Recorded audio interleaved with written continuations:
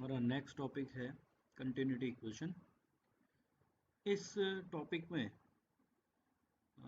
Basically हम पढ़ेंगे कि किस प्रकार एक जो चार्ज कैरियर होते हैं उनका डिस्ट्रीब्यूशन किसी मटेरियल के अंदर किस प्रकार से है, किसी पर्टिकुलर एक रीजन के अंदर या पर्टिकुलर एक वॉल्यूम के अंदर किसी चार्ज का क्या डिस्ट्रीब्यूशन है या किस प्रकार से टाइम के साथ में उसका जो वेरिएशन है कंसंट्रेशन में, उस वेरिएशन को हम इस कंटिन्यूटी इक्वेशन में पढ़ेंगे।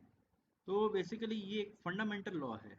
कंटिन्यूटी इक्वेशन जो है वो जो आपका जो चार्ज कंजर्वेशन लॉ है उस पर बेस्ड है। तो the fundamental law that charge can be neither created nor destroyed is the base of continuity equation। हमें ये पता है कि किसी सेमीकंडक्टर के अंदर ऑलरेडी चार्ज प्रेजेंट है या हम उसके अंदर बाहर से कोई इम्प्योरिटी मिला रहे हैं।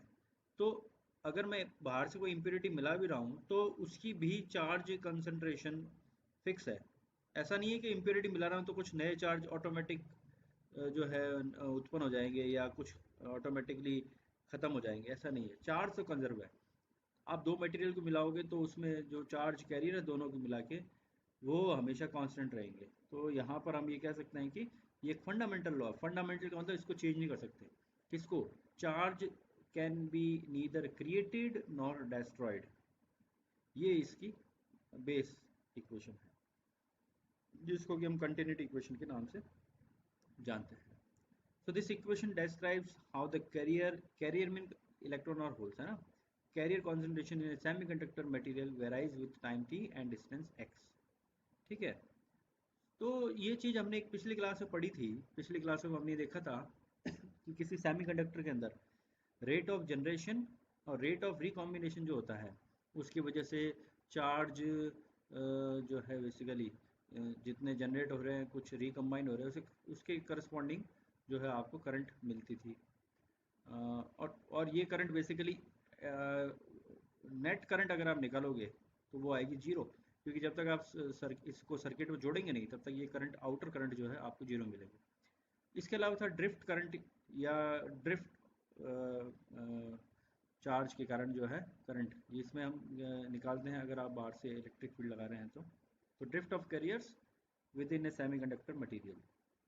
तो ये जो करियर डेंसिटी है वो वेरी करती है इन दो रीजन के कारण। तो एक तो आपका ड्रिफ्ट ऑफ कैरियर्स के कारण और दूसरा जनरेशन एंड रिकॉम्बिनेशन के कारण। तो ये आपका जो है मेन चीज़ रहती है। फिर the carrier concentration within a semiconductor is actually a function of time T and distance x. तो ये तो हमने इस इक्वेशन से भी देखा था कि चाहे जनरेशन हो या रिकॉम्बिनेशन हो, ये जो है टाइम के रिस्पेक्ट में हमने पिछली बार देखा था कि टाउ पी और टाउ एन आपने निकाला था। रिकॉम्बिनेशन टाइम या वो टाइम जिसके अंदर वो किसी पर्टिकुलर एक होल या इलेक्ट्रॉन को मिलने से पहले का जो टाइम मिलता है वो, तो वो टाइम का फंक्शन हो गया। और ये डिस्टेंस एक्स का मतलब क्या हुआ कि कोई भी अगर आपके पास डिवाइस है तो उस डिवाइस की कोई लेंथ होगी या उसकी कोई वॉल्यूम होगा, तो उसका ओरिएंटेशन के करस्पॉन्डिंग, यानी कि यूँ कहें कि ये किसी पर्टिकुलर लेंथ में तो ये चार्ज कैरियर मूव करेंगे ना, तो ये मूव करेंगे किसी लेंथ पर, तो लेंथ या डिस्टेंस और टाइम का फंक्शन होगा। दस continuity equation is a differential equation. आगे हम देखेंगे अभी कि डिफरेंशियल इक्वेशन किस प्रकार से है और किस प्रकार से हम इसको कैरियर कंसंट्रेशन डिस्टेंस और टाइम के बीच में एक रिलेशनशिप के रूप में डिराइव करेंगे। तो इसको डिराइव करने के लिए हमने मैथमेटिकली एक इनफाइनाइटेसिमली मतलब कि बहुत छोटा सा एक एलिमेंट लिया है। इस एलिमेंट का मान लीजिए यहाँ इसकी लेंथ को हमने x माना है किसी फ्रेम ऑफ रेफरेंस जीरो के रिस्पेक्ट में, और यहाँ x प्लस डी एक्स, तो यहाँ टोटल लेंथ कितनी होगी डी एक्स। और एरिया जो है क्रॉस सेक्शनल एरिया वो है ए।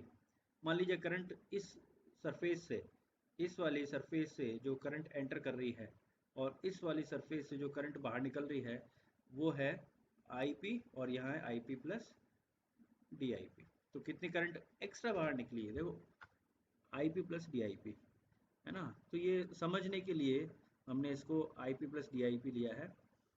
अब ये क्या शो कर रहा है कि ये एक तरह का मैजिक बॉक्स हो गया कि इसके अंदर से कुछ निकल रहा है एक्सेस में, जितना घुस रहा है उससे ज़्यादा बाहर निकल रहा है, जितना एंटर कर रहा है उससे ज़्यादा लीव कर रहा है ना। तो ये क्यों हो रहा है, तो इसके पीछे का कारण हमने बताया कि भाई हमने माना है कि जनरेशन और रिकॉम्बिनेशन की प्रक्रिया चलती है, ड्रिफ्ट ऑफ कैरियर्स की प्रक्रिया चलती है, उसके तहत हम इसको देखते हैं। तो एक हमने इनफाइनेटेसिमल एलिमेंट लिया जिसका एरिया है A, लेंथ हमने dx ली है। अगर इसमें होल जो है वो, अगर ये n टाइप है सपोज, तो इसमें होल क्या रहेंगे, माइनॉरिटी कैरियर्स। तो माइनॉरिटी कैरियर जो है वो इसके अंदर उसकी जो कॉन्सेंट्रेशन है वो क्या है, P। ठीक है, कॉन्सेंट्रेशन यानी number of holes per unit volume, holes पर मीटर क्यूब।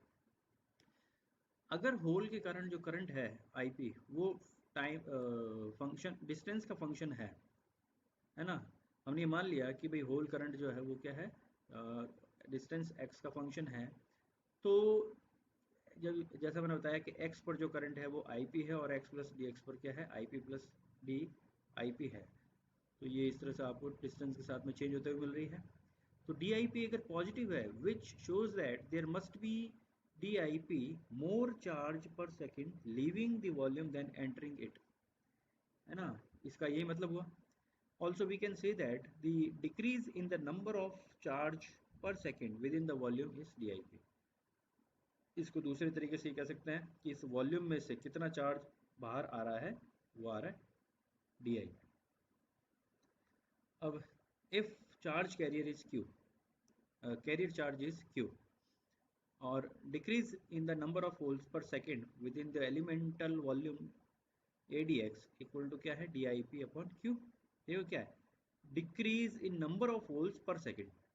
ये कैसे लिखा, यहाँ मैंने लिखा, देखो करंट को लिखते हैं charge upon time Q upon T. इसको मैं डिफरेंशिएट करके लिखूँ तो DI इक्वल टू क्या हो जाएगा, Q अपॉन dt। Q की जगह मैं टोटल चार्ज लिखूँ N into Q into dt। तो यहाँ से DI अपॉन Q निकालोगे तो वो क्या आएगा, N अपॉन टी dt, यानी नंबर ऑफ होल्स या number of carrier divide by time. तो decrease in hole concentration per second वो क्या आएगा, देखो होल कंसंट्रेशन कह रहा है, अभी पहले हमने सिर्फ होल की संख्या निकाली थी, कंसंट्रेशन कह रहा है तो वॉल्यूम से डिवाइड करना है यहाँ पर ADX से। तो DIP upon Q divide by volume ADX, इसको सॉल्व किया, ये DIP अपॉन DX हो गया। अब देखो चार्ज डेंसिटी क्या होती है, JP equal to IP upon A. तो DJP इक्वल टू क्या आएगा, DIP अपॉन ए। तो जहाँ DIP अपॉन ए आ रहा है उसको मैं DJP लिख देता हूँ। तो ये इक्वेशन, ये वाली इक्वेशन कन्वर्ट होकर इस फॉर्म में तो मिलेगी। पिछली क्लास में मैंने बताया था कि जो जनरेशन कांस्टेंट है या जनरेशन को हम G equal to P naught upon tau P से लिखते हैं और रिकॉम्बिनेशन को P अपॉन टाउ पी से लिखेंगे होल्स के केस में। अब कंजर्वेशन ऑफ चार्ज क्या कहता है कि अगर increase of holes per unit volume per second del P upon del T है तो ये इक्वल होना चाहिए एल्जेब्रिक सम के, किसके, increase and decrease in holes concentration. ठीक है ना। तो इसका अगर मैथमेटिकल फॉर्म में मैं लिखूं तो del P by del T वो क्या आएगा, जी, यानी कि कितने जनरेट हुए, कितने रिकम्बाइन हुए तो उसका अंतर आ जाएगा। और ये चीज़ हमने क्या लिखी थी, नंबर जो डिक्रीज हो रहा है, decrease in the hole concentration per second, तो उसको भी घटा दिया। तो नेट जो मिलेगा आपको, जो चार्ज मिलेगा या होल का जो कंसंट्रेशन मिलेगा पर सेकेंड वो मिलेगा del P by del T equal to this. G की वैल्यू यहाँ से पुट करी, आर की वैल्यू यहाँ से पुट करी और उसको पुट करके रखा और सॉल्व किया। तो del P by del T equal to P naught minus P upon tau P minus 1 upon Q. तो इक्वेशन 5 अपने को मिल गई। अब पिछली क्लास में मैंने एक इक्वेशन लिखवाई थी डिफ्यूजन करंट के लिए। तो जे पी इक्वल टू होता है minus Q D P by D x. तो इसको जे पी को मैं यहाँ पुट कर देता हूँ। तो del P by del T equal to क्या आएगा, तो ये इक्वेशन आपको 6 मिल जाएगी। इक्वेशन 5 लो या इक्वेशन 6 लो, इसको हम कहते हैं कंटिन्यूटी इक्वेशन फॉर होल्स। अगर कंटिन्यूटी इक्वेशन आपको इलेक्ट्रॉन के लिए निकालनी है तो यहाँ पी को रिप्लेस कर दो एन से।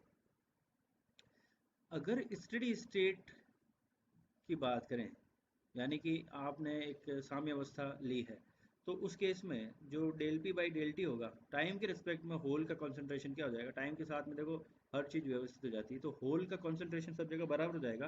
तो टाइम के रिस्पेक्ट में कोई चेंज नहीं मिलेगा, तो del P by del T हो जाएगा 0। तो जहाँ del P by del T आ रहा था वहाँ मैंने 0 पुट कर दिया, तो ये इक्वेशन क्या हो जाएगी, D two P by D x square equal to, यहाँ पी नॉट माइनस पी था ना, तो ये जब उधर जाएगा तो हो जाएगा पी माइनस पी नॉट, और डिवाइड बाई ये डी पी इधर चला जाएगा तो D P by tau P. तो इक्वेशन 7 आपको मिल गई। अब इस इक्वेशन को देखने से ये एक सेकेंड ऑर्डर डिफरेंशियल इक्वेशन है, देखो ये है पी में सेकेंड ऑर्डर डिफरेंशियल इक्वेशन है विद रिस्पेक्ट टू एक्स, यहाँ भी पी आ रहा है, तो मैं इसको, और डी पी और टाउ पी क्या है, कांस्टेंट है, तो मैं इसको एक नया कांस्टेंट से डिफाइन करता हूँ, D P tau P under root में। तो जब ये आप क्वांटिटी लेंगे तो इसका जो डायमेंशन आप निकालोगे तो लेंथ के फॉर्म में आएगा, तो इसलिए हम इसको लिख देते हैं डिफ्यूजन लेंथ। तो ये जो टर्म आ रही है एल पी, इसको हम क्या कहते हैं, डिफ्यूजन लेंथ। डिफ्यूजन लेंथ क्या होती है कि जिस लेंथ में डिफ्यूजन हो रहा है वो लेंथ, होल के केस में एल पी और इलेक्ट्रॉन के केस में एल एन हो जाएगा। बस इसकी वैल्यू पुट करोगे तो ये इक्वेशन मिल जाएगी, इक्वेशन नंबर 8। अब ये क्या है, सेकंड ऑर्डर डिफरेंशियल इक्वेशन है, और ये सेकंड ऑर्डर डिफरेंशियल इक्वेशन किस में है, ये सेकंड ऑर्डर डिफरेंशियल इक्वेशन है आपके p के अंदर विद रिस्पेक्ट टू x। तो आप इसको जब सॉल्यूशन करोगे तो p minus P naught equal to आएगा a1 e to the power minus x upon L P plus a2 e to the power minus x upon L P. a1 a2 क्या है, constant है, जिसको कि हम अगर हमारे पास बाउंड्री वैल्यू है या बाउंड्री कंडीशन है तो हम उसके द्वारा a1 और a2 की वैल्यू फाइंड कर सकते हैं।